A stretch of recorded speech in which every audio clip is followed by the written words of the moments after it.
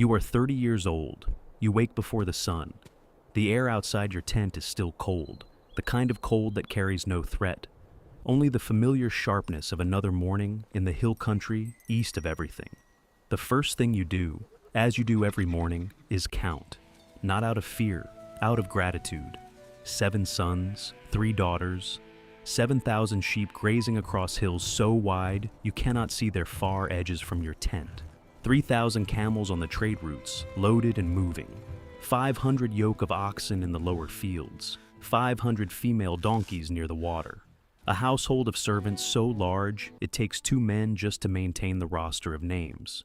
You count because you know that everything you have was given, not built, not earned, not seized, given, and what is given can be taken. That knowledge lives somewhere beneath your ribs, quiet and permanent, like a stone resting at the bottom of still water. You are not afraid of it. You have made your peace with it long ago, but you do not let yourself forget it either. That is the discipline. That is what separates a man who is blessed from a man who becomes his blessing. You rise and wash your face with cold water from the clay jar inside the entrance. You dry your hands on a rough cloth. You walk to the altar while the sky is still the color of ash. The smoke rises straight in the windless morning, which you take as nothing special because you do not look for signs in altars. You offer 1 burnt offering for each of your children, 10 offerings, 10 names spoken aloud in the half-dark before the household is awake. You do this because last night they feasted again at your eldest son's house, as they have been doing in rotation, and you do not know what passed between the wine and the laughter and the late hours. Perhaps a careless word spoken at the wrong moment. Perhaps a pride that was worn too easily and put down too slowly. You do not know, so you cover them. You always cover them. This is your rhythm, and it has been your rhythm for as long as you can remember. Your neighbors call you the greatest of all the men of the East. They say it without resentment, which is rare. They say it the way people describe a mountain that has always been there, not because of the livestock, though the livestock is staggering in its scope. Not because of the land, though the land spreads in every direction farther than any single man should need. They say it because of the way you carry all of it. You wear abundance without becoming arrogance. You sit at the city gates, and when you open your mouth, the elders stop, and the young men step back, and the noise of the marketplace dims without anyone asking it to. Your words carry weight not because you rehearse them, but because they come from somewhere deeper than opinion. They come from a man who has spent decades orienting himself toward what is true rather than what is convenient. You are known as a man who turns aside from evil, not as a reputation, as a practice, as the daily work of a life built on something that will not move when everything around it moves. You fear God, not the fear that makes a man small and cowering, the fear that makes a man large enough to hold what he has been given without being crushed by it. The smoke from your altar drifts east and dissolves in the pale growing light. Somewhere in the hills, your sheep are already moving, guided by shepherds who have done this for 20 years. Somewhere in the camp, your children are sleeping off the feast. Somewhere, beyond what you can see or name or understand, something is about to be decided about you in a room you will never enter. You do not know that yet. You finish the offering, you go in to eat. There are places you will never go. Thresholds you will never cross. Rooms that exist in a register of reality so far above the ordinary world that no shepherd, no king, no prophet has ever stood inside them and returned to describe them accurately. Councils convened in those rooms by voices that have no bodies, no names in any human language, no geography. You have no concept of these rooms, no man does. But on this particular morning, in one of those rooms, your name is being spoken. The adversary stands among the sons of God. He is not a rumor. He is not a metaphor. He is present, attentive, with the specific sharpness of a being who has been walking the earth for a very long time and watching everything that moves across its surface. He has been going back and forth on it, he says, roaming it. When he is asked whether he has considered you, something changes in the quality of his attention. He has considered you, carefully, extensively. He knows your fields and your livestock counts, and the number of your children and the altar you built before the house. He knows your reputation, and his conclusion about you is not admiration. His conclusion is a question that wears the shape of an accusation. Does Job fear God for nothing? Is the reverence genuine, Or is it a product of the hedge, the wall of protection and blessing and unbroken good fortune that surrounds your life like a perfectly maintained fence? Put your hand out and touch it, the adversary says. Touch what he has, destroy what he owns, and that man will curse you to your face before the sun goes down. This is the wager.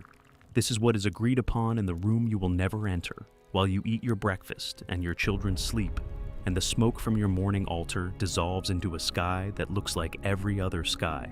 The hedge will come down, not all at once, which would at least have the mercy of being immediate. In waves, in messengers, in the precise and terrible gap between one catastrophe and the next, where hope has just enough space to lift its head before the next blow arrives, which is worse than no hope at all. One condition is set. Your body is not to be touched, not yet. You do not know any of this. You are eating bread in your tent. The morning is ordinary. The day stretches ahead of you with the comfortable weight of a day that will look like every day before it. You are a man at the peak of his life. You are a man standing inside a wall that is already coming down. The council has ended. The agreement is sealed. The first wave is already moving across the open ground toward where you sit. It begins like any other mid-morning. You are in your tent, reviewing something, speaking with someone, doing the ordinary administrative work of a man with a large household. The day is warm. The camp is quiet. There is nothing in the air to suggest that the structure of your life is about to be disassembled piece by piece over the course of a single afternoon. Then the first servant appears at the entrance. He is running. You can tell before he speaks because of his breathing, high and short and wrong, in the way that belongs only to a man whose body already knows that the words he is carrying are too large for words. He puts his hands on his knees. He breathes. He looks up at you, and the look on his face is something you have never seen on a servant's face before. Not fear exactly, devastation. The face of a man who has seen something that cannot be walked back. The oxen were plowing, he says. The donkeys were grazing beside them on the lower grass. And then the Sabians came. They fell on the animals and took them, all of them, every yoke, every donkey, drove them off into the hills. And the servants who were with them, the men you knew by name, the men who had worked those fields for years, they killed them, all of them. He alone escaped to tell you. You hear the words, 700 oxen, 500 donkeys. You know the face of every team of oxen you own. You know the 3 servants who always worked the southern field. The 2 brothers who argued every afternoon about the best way to turn a furrow and then shared their meal every evening without fail. Gone, dead. Their families in the servants' tents 3 fields over. You open your mouth. The second messenger is already there. He is standing just behind the first, and you did not hear him arrive because you were listening to the first. He has been waiting with the terrible patience of a man carrying news so enormous it can wait 30 seconds. He is shaking.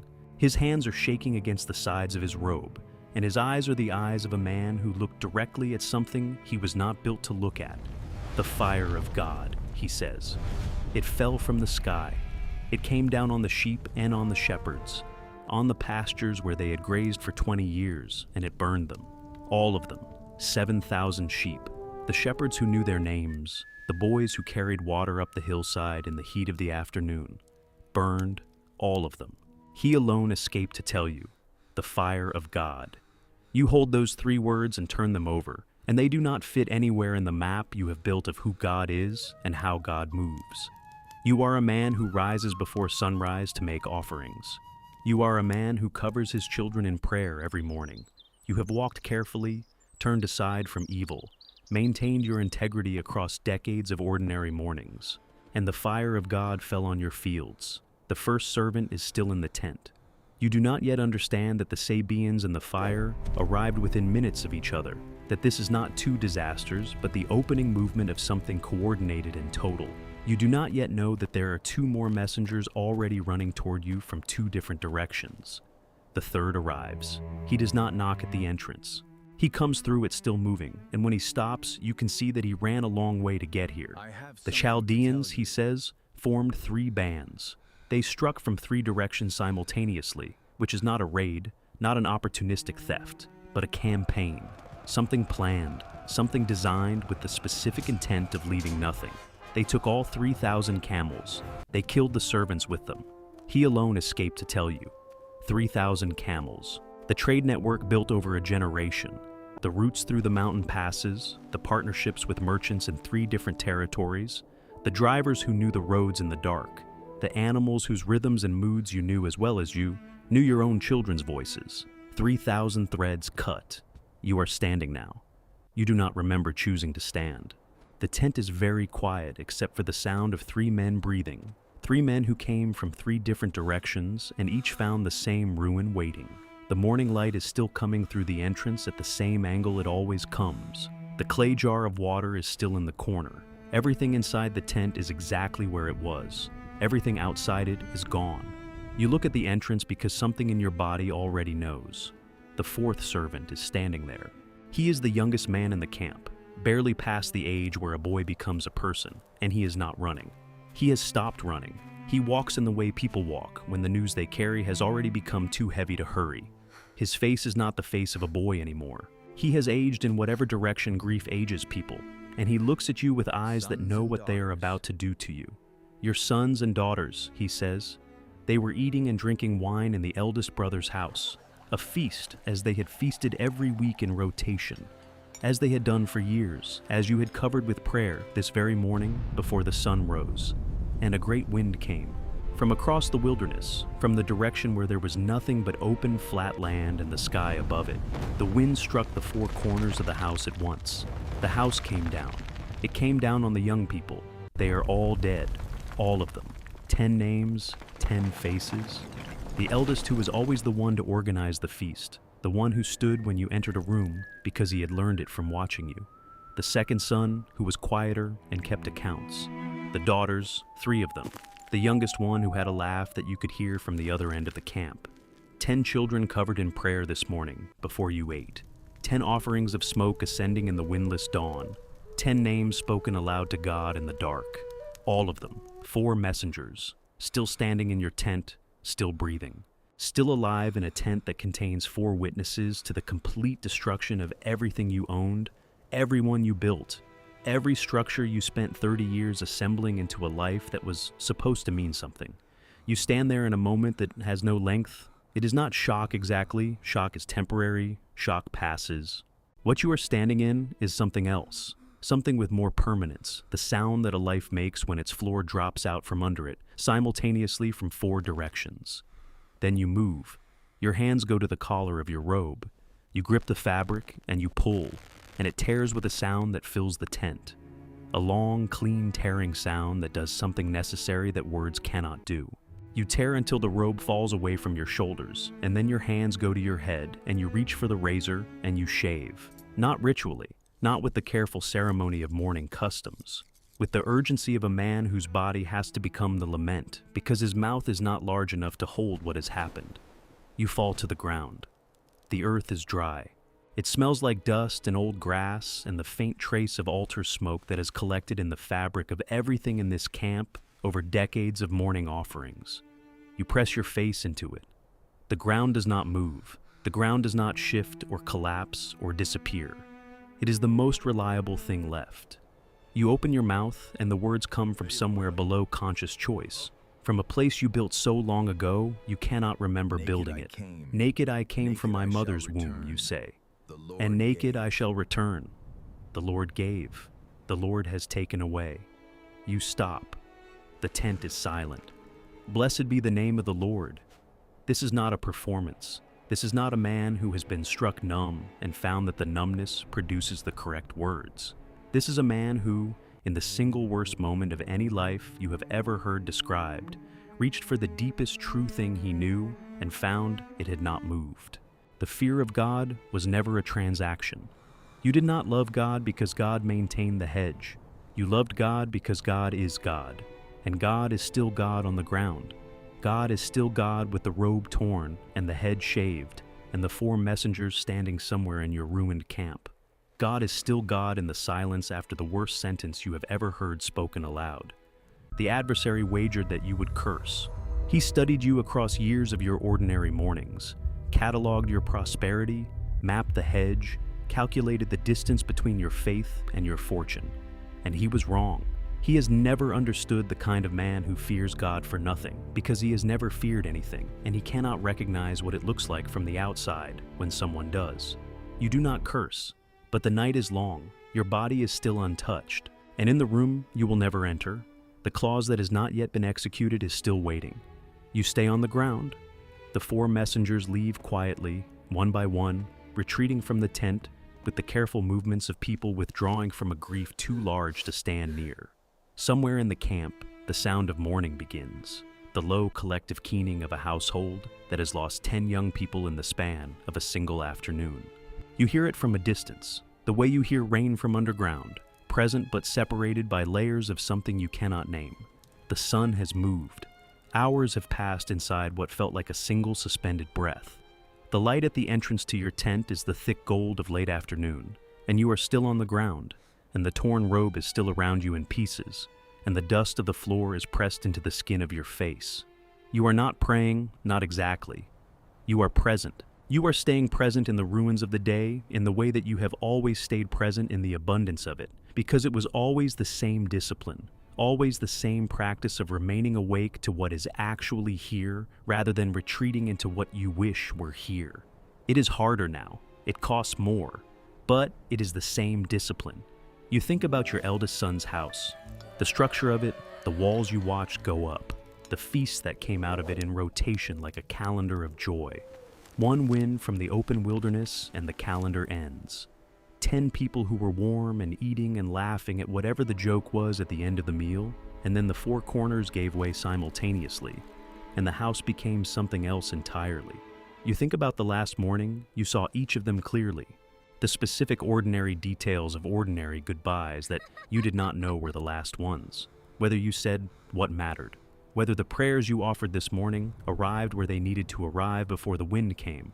Whether the smoke rose straight because it was heard, or because the air was simply still. You do not receive answers to these questions. The silence that fills your tent does not provide commentary. It simply remains.